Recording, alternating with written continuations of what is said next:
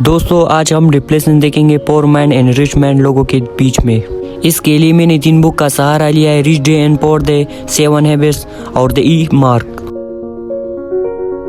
दोस्तों सबसे पहला डिफरेंस माइंडसेट एंड एक रिच माइंडसेट में यह है कि रिच माइंडसेट वाले लोग पहले अपने लिए एसेट बनाते हैं जो इन्हें हर महीना पैसे ला कर दे और इसके बाद सारे कंफर्ट की चीजें खरीदते हैं। माइंड वाले लोग दिखावे के लिए और शो के लिए सारे यूजलेस चीजें लेते हैं, इसके बाद उनके साथ पैसे ही नहीं बचते इन्वेस्ट के लिए और वो सारी उम्र गरीब ही रह जाते हैं। इसलिए मैंने एक रियल एग्जांपल देना चाहता हूँ। कॉलेज के दौरान मैं इकोनॉमी में रहता था जहाँ चीजें सदघर थे, वो सारे के सारे बहुत अच्छे तरीके से डिजाइन करा दिए गए थे।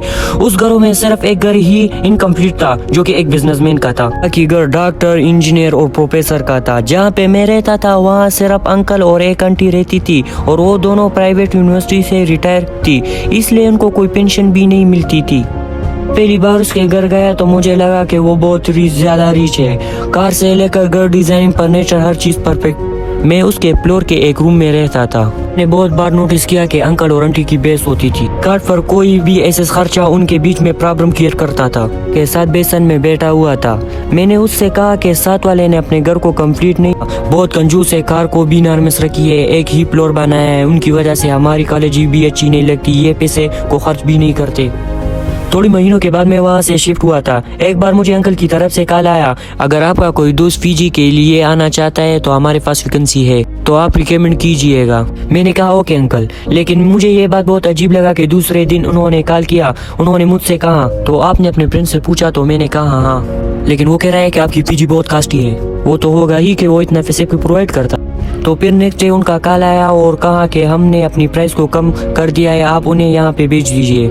लेकिन एक्चुअली उनके लिए ये भी ज्यादा था। नहीं गया। मैं ये पूरी story rich dad and pour dad की किताब से कंपेयर किया तो मैंने ऑब्जर्व किया वहाँ सिर्फ एक ही घर था जो कि इनकम्प्लीट था और 1 साल बाद वही घर पूरी इकोनॉमी में सबसे बड़ा और 3 फ्लोर था। सिकंदर अंकल ने होंडा सिविक रखी हुई थी, लेकिन वो यूज स्कूटर करते थे। लगता था कि वो अपने पैसे को बचाने के लिए करते थे, लेकिन मैं जानता था कि वो बाहर से तो बेशक अमीर लगता है लेकिन वो अंदर से बिल्कुल गरीब है और जिनकी वजह से लोग ऐसी ही गलतियां करते हैं। तनख्वाह 20,000 होगी और आईफोन 50,000 का ले लेंगे। इसके पास जितना पैसा होगा इसके दुगना कार खरीदेंगे कैश पर और 20-30,000 का 10-20,000 का पेंट ले लेंगे, शूज ले लेंगे। लेकिन अमीर माइंड वाले लोग उसको पहले कैलकुलेट कर देंगे, प्रोडक्ट उनके लिए कितना वैल्यू प्रोवाइड कर सकती है और फिर पे करते हैं। पॉइंट कहता है कि अमीर पहले खुद को पे करते हैं और बाद में किसी और को। से बहुत लोगों ने rich dad and pour dad पढ़ी होगी, लेकिन बहुत कम रॉबर्ट और इसकी वाइफ की स्टोरी को जानते हैं। इन दोनों की शादी से पहले रॉबर्ट बहुत ज्यादा उधार पर थे।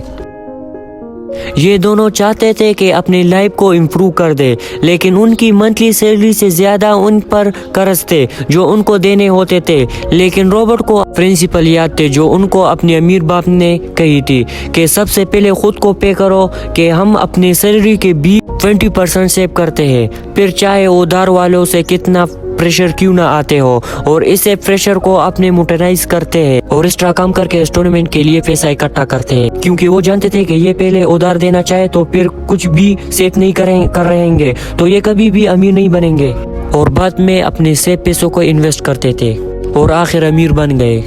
दोस्तों हमें मैक्सिमम लोग ये गलती करते हैं, हम सोचते हैं कि हम पहले अपना सारा उधार चुकाएंगे और इसके बाद हम सेविंग स्टार्ट कर देंगे, हमारे तनख्वाह के जितने पैसे बचेंगे तो इसको सेव करेंगे। लेकिन ये सीक्वेंस बहुत मैटर करता है। वार्नी प्रोस्पेक्ट बोलता है कि पहले पैसे सेव करो और इसके बाद खर्च करो, कि आपकी तनख्वाह बहुत कम है, अपने तनख्वाह के मैक्सिमम 20% सेव करो। सिर्फ सेविंग आपको अमीर नहीं बनाएंगे, आपको उन पैसों को इन्वेस्ट करनी होगी। ये फर्स्ट और नेसेसरी स्टेप है अमीर की तरफ। नेक्स्ट पॉइंट कहता है कि अमीर मेंटल वाले लोग स्किल को पूरी जिंदगी इम्प्रूव करते रहते हैं। 7 हैबिट्स के बुक में 4-5 दशकों से बताया गया है। कभी नोटिस किया है कि बहुत कास्ट प्रोडक्ट की एडवर्टाइजमेंट कभी टीवी पर नहीं आती। कभी फरारी वाले टीवी पर आपसे ये नहीं कहेंगे कि हमारी फरारी खरीदे, ना कभी हेलीकॉप्टर और ना कभी जहाज की कंपनी।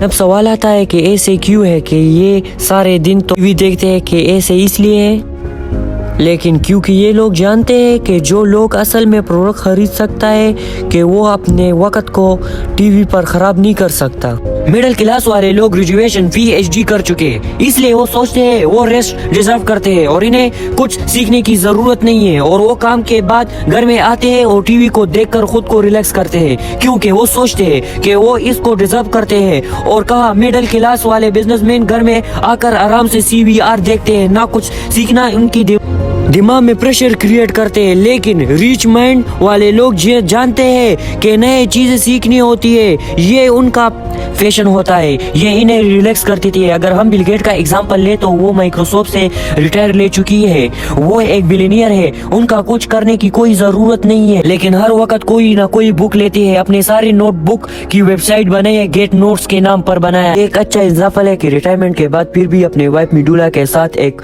फाउंडेशन चलाता था, जिससे वो पूरी दुनिया की हेल्थ रिलेटेड प्रॉब्लम कंट्रीब्यूट करता था। हम में से बहुत कम लोग जानते हैं, लेकिन इंडिया के हेल्थ प्रोग्राम में उनके फाउंडेशन ने बहुत कंट्रीब्यूट किया है। दोस्तों अब आता है नेक्स्ट पॉइंट, आता है आउटसोर्स। दोस्तों हम में से बहुत लोगों की जब जॉब लगती है तो वो कहते हैं अब हमारा लाइफ सेट है, जिसका इनडायरेक्ट मतलब होता है अब मैं ग्रो नहीं करना चाहता,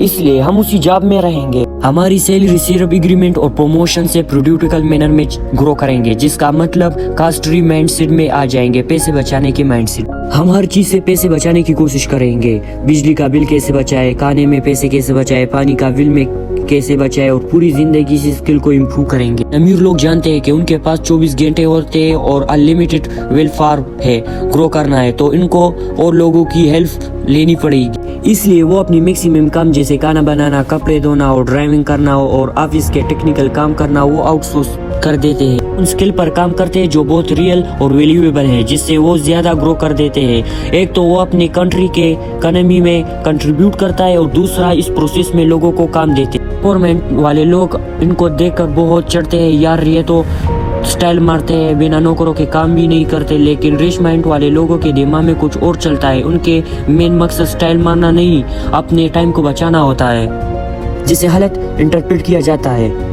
अब दोस्तों उनका मतलब ये भी नहीं होता कि आप सारा काम आउटसोर्स करता हो और बाद में घर में बैठकर टीवी देखते हो। इसका मतलब सिर्फ ये है कि अगर आप ग्रो कर रहे हो और लोगों की हेल्प चाहिए तो आप अपनी ग्रोथ को रोकोगे नहीं और आगे बढ़ाओगे, तो आप अपने काम को आउटसोर्स करोगे। दोस्तों नेक्स्ट पॉइंट कहता है थिंक विंकिंग। साइकोलॉजी ह्यूमन समझने के लिए इस रिसर्चर ने एक एग्जाम्पल कर दिया। उन्होंने दो लोग जो एक दूसरे को जानते नहीं, इनको एक कमरे में बंद कर दिया और टेबल पर $100 रख दिया और कहा इसको आपस में तकसीम करो, लेकिन हमारे कुछ कंडीशन है।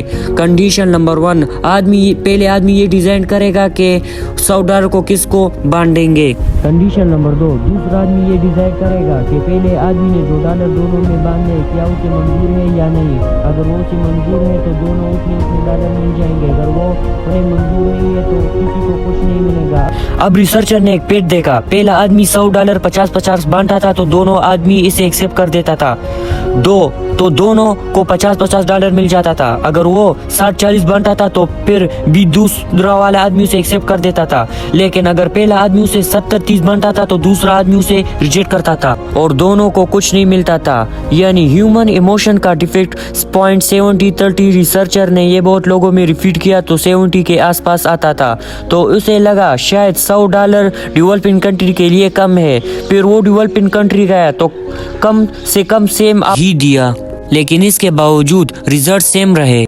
अगर आप दूसरा आदमी होते तो आपका भी ये डिसीजन होता कि पहले आदमी ने अपने को $100 क्यों दिए और मुझे सिर्फ $30, मैं उसे $70 क्यों दूं। लेकिन शायद आप इमोशनल ठीक नहीं होते। अगर हम इसे लोकलिटी देखें तो वैसे आपको कुछ नहीं मिल रहा था, आपको सिर्फ हाँ बोलनी थी और आपको वो $1 मिल जाते, और ये डील को नहीं बोलते हैं। और ये पोर माइंडसेट वाले लोगों की साइकोलॉजी होती है, जहाँ पर जेलस चिड़ इमोशन होते हैं। अगर रिच माइंडसेट लोग हमेशा दिमाग इस्तेमाल करके कोई ऐसी मेथड निकाल देते हैं जिससे दोनों का पैदा हो, वो विन विन डील करते हैं। Win lose lose lose deal वो नहीं करते, वो विन विन सिचुएशन में कम परसेंटेज मिल रहे हो फिर भी वो उसे डील करते हैं। जानते हैं कि वैसे 1000 अपॉर्चुनिटी क्रिएट कर देंगे अपने लिए और बाकियों के लिए अच्छा प्रॉफिट कमा देंगे। तो दोस्तों इस वीडियो में हमने 5 पॉइंट कवर किए। फर्स्ट एसेस देन कंफर्ट, एसेट क्रिएट करें जिससे आपको पैसे आए और फिर कंफर्ट चीजें खरीदे। प्ले योरसेल्फ फर्स्ट, सबसे पहले खुद को पे करें। हमेशा कोशिश कीजिए कि अपनी इनकम का 20% सेव करें और एक अच्छे जगह पर इन्वेस्ट करें, जिससे आपको फायदा ही फायदा मिले। थर्ड बात किया था हमने आउटसोर्स का। अगर आप खुद को इम्प्रूव करना चाहते हैं और आपके पास वक्त नहीं है तो इनके लिए आउटसोर्स की ज़रूरत लीजिए। Fourth, improve your skills. अगर आप अपने स्किल को इम्प्रूव करना चाहते हैं तो इसके लिए किताबें पढ़ें, और इसके लिए हमने डिस्क्रिप्शन में लिंक दिया है, उसको देख लीजिएगा। आप ये मत सोचिए कि मुझे कम परसेंटेज क्यों मिल रहा है। आप ये सोचिए इससे पहले मुझे कुछ भी नहीं मिल रहा था, और आप इसे 1000 अपॉर्चुनिटी क्रिएट कर सकते हैं। अगर आपको वीडियो पसंद आ गई हो तो हमारे वीडियो को लाइक कीजिए, चैनल को सब्सक्राइब कीजिए, और फिर मिलते हैं एक नई वीडियो के साथ।